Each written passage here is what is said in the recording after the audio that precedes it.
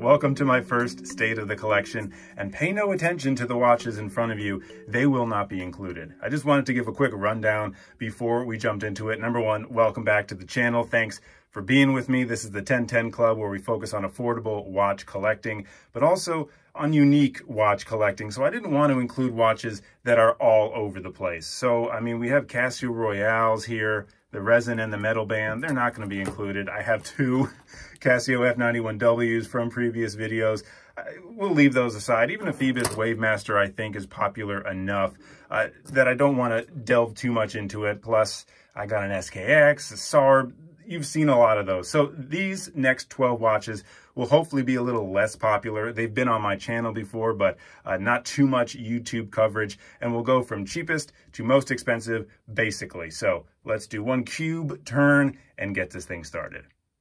Let's get started with the Casio. I called this in my original review the first fashionable calculator watch. I know a lot of people have been wearing them for a long time, but the negative display, the black and olive colorway, everything to me, the details in the bracelet, combined to be a really thoughtful calculator watch, something that I didn't think was possible or in the market, but here it is. I believe it was $18. I'll put all the texts down here in the corner or somewhere to get you the model numbers and the price. But here is watch number one in the state of the collection. Moving right along, a little bit higher up the price ladder, but not by much. I got this watch on eBay recently for $23. I'll link to this video as well, as I will for every watch that I've reviewed. But I just really love this watch, number one, because it was all gold. I wanted a fun all gold watch. I wanted a retro Seiko. This checked both of those boxes. But this was also kind of a mod watch from the 90s. The case is different from the movement and the dial. The bracelet is aftermarket. They're all OEM Seiko parts, other than the bracelet, but they were modded back in the 90s. Also, a recent crystal replacement left this in perfect condition. So I just like buying something with some history, but also some mod history. Also with the quartz, I knew it was going to be more reliable. I really like the fluted bezel. It's just a fun watch to wear, and you never have to set it. Watch number two. And moving right along up the price ladder, but staying in the retro eBay finds, I got this one recently for $32, I believe. This is one of my most recent videos as well. This watch, I've always wanted automatic Citizen. I've had their solar power, their eco drives since I started collecting watches, and we'll get to some of those a little bit later. But when I found this one, new old stock, the bracelet was still wrapped in plastic, absolutely no defects or nicks or scratches anywhere. And this crystal with that kind of diamond pattern when you move it in the light, I just thought was so cool. There's lume, although it definitely doesn't light up. It also has a Chinese date wheel, which is a first. But again, a smaller dress watch that I just thought was gorgeous, and for $32. Hacking and hand winding, by the way. You can already see the sweep of that automatic second hand. But hacking and hand winding, new old stock, $32. Welcome to the collection, Citizen. Now we are taking a big jump up the price ladder to $58. This is my Vostok Komandierski. Excuse me.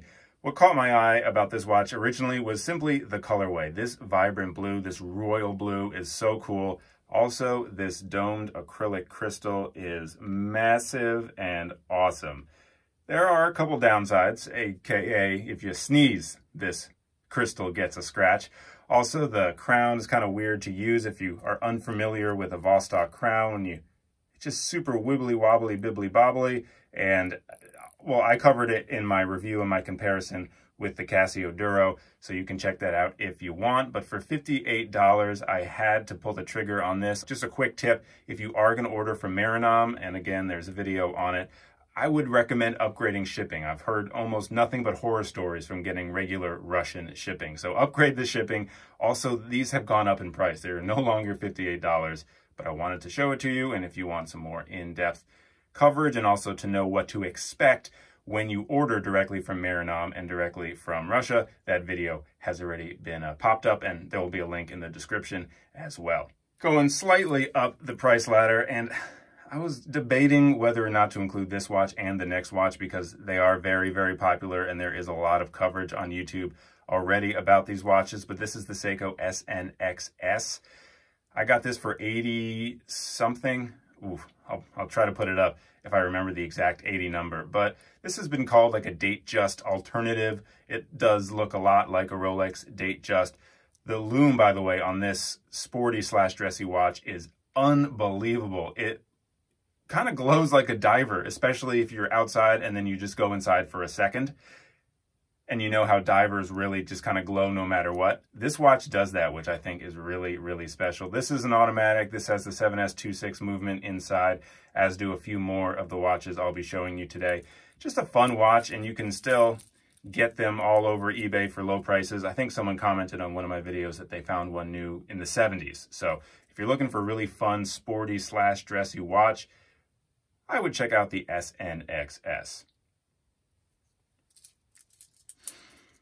Staying in, ooh, that is dusty. Staying in the 80s, I wanted to include this Orient Bambino. This is the second watch that I debated on including or not because, again, very, very popular watch.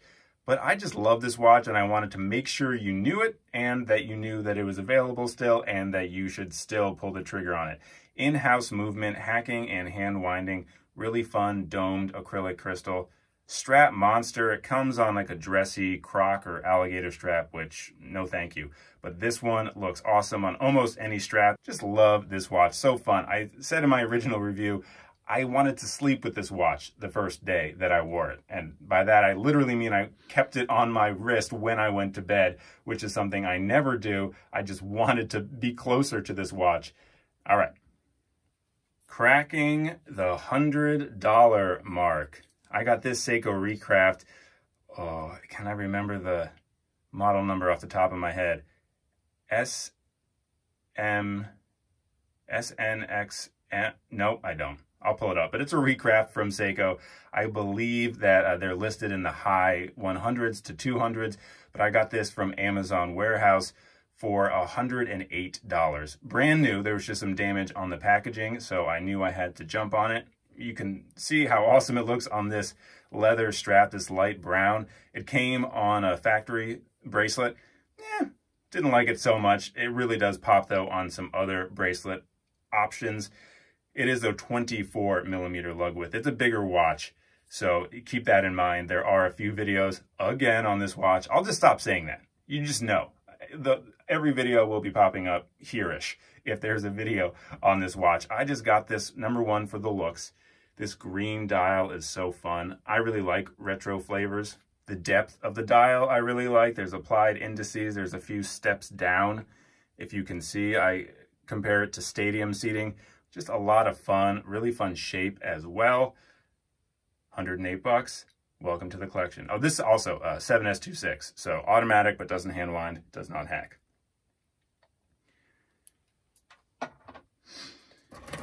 Staying in the Seiko family, going up a little bit in price, is this SNZH57, the Seiko 55 Fathoms. I got this used on eBay for $125.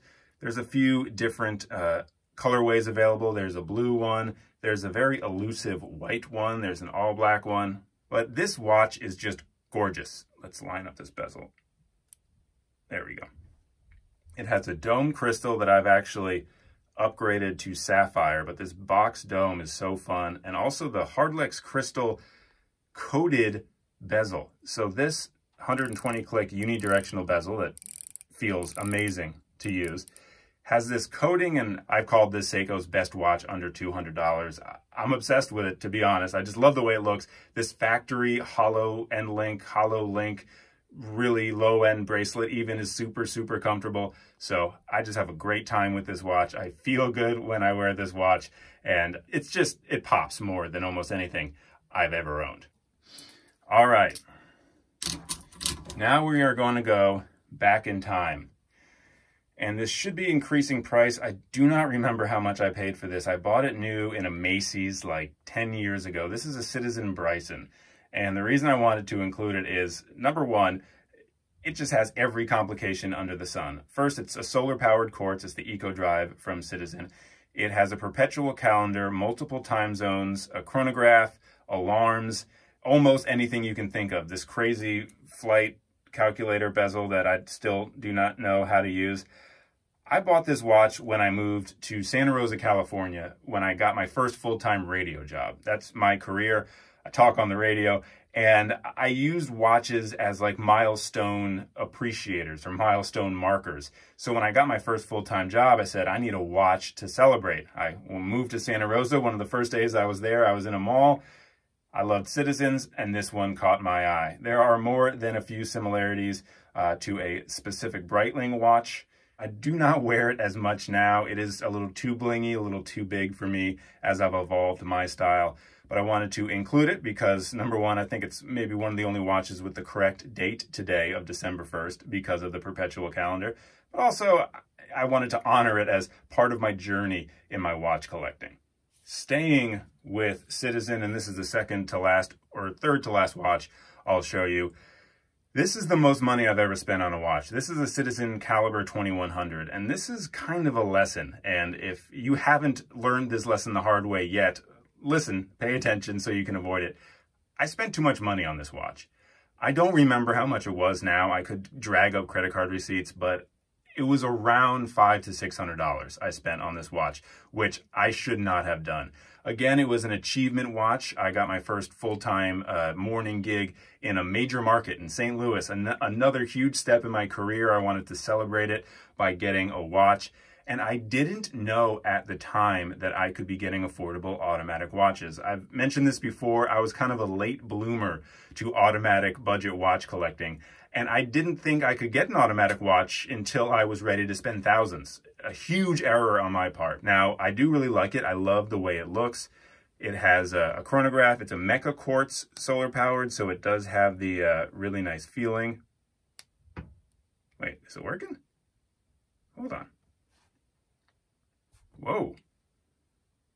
Well, this is a live video after all.